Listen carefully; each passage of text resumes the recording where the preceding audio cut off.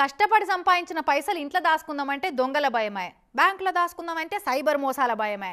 మంది ప్రాణాలకు బయటి దొంగలు సరిపోరన్నట్టు బ్యాంకులల్లో కూడా ఇంటి దొంగలు మోపైతున్నారు వల్ల. ఆగో అత్తగారిచ్చిన కట్నం పైసలను వాడుకున్నట్టు మంది పైసలను ముద్దుగా నాకి పారేసిండటగా నంద్యాల జిల్లాలో ఒక బ్యాంకు క్యాషియరు. కావాలంటే చూసిరా పోర్రి. ఇంటి దొంగను ఈశ్వరుడైనా పట్టలేడన్న సామెతను నిజం చేద్దామని ట్రై చేసిండో ఏమో గాని బ్యాంకు స్ట్రాంగ్ రూమ్ లో దాచిపెట్టిన 80 లక్షల రూపాయలను మాయం చేసిండట ఈ డీసీసీబీ బ్యాంకుల కొలువు చేస్తున్న క్యాషియర్. కట్టల నోట్లు కండ్లారా చూడగానే క్యాషియర్ సాబ్కే కన్ను గుట్టి ఆశ పుట్టినట్టుంది. కానీ ఆ ఇంటి దొంగ సామెత టెక్నాలజీలు సాఫ్ట్వేర్లు ఏం కనిపెట్టని కాలంలో అడిదాయి. ఇప్పుడైతే ఎసొంటి మోసం జరిగినా ఈశ్వరుడు కనిపెట్టకున్నా కంప్యూటర్లు కరెక్ట్ గానే కనిపెడుతున్నాయి కదా. అగో అట్టనే బయటపడ్డదట.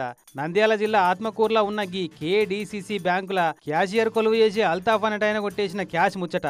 పీఓ కొలువు చేసి రంగయ్య తోటి కూడి ఏం తక్కువ 80 లక్షల మంది సొమ్మును మాయం చేసినట. క్యాషియర్ కొలువు అంటే మొత్తం వాళ్ళ చేతులనే తాళం చేలో గుర్తుంటదా. ఇగేముంది, పేనుకు పెత్తనం ఇస్తే నెత్తంతా నున్న కొరిగినట్టు స్ట్రాంగ్ రూమ్ లో దాచిపెట్టిన పైసలన్నీ సొంతానికి వాడుకున్నట. అంతేనా సారు?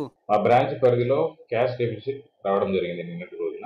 78,77,767 రూపీస్ గా ప్రైమరీ రిపోర్ట్ ఇవ్వడం జరిగింది. దీనికి సంబంధించి అల్తాఫ్ హుస్సేన్ క్యాషియర్ అంగీకరించడం జరిగింది తాము తీసినట్టుగా.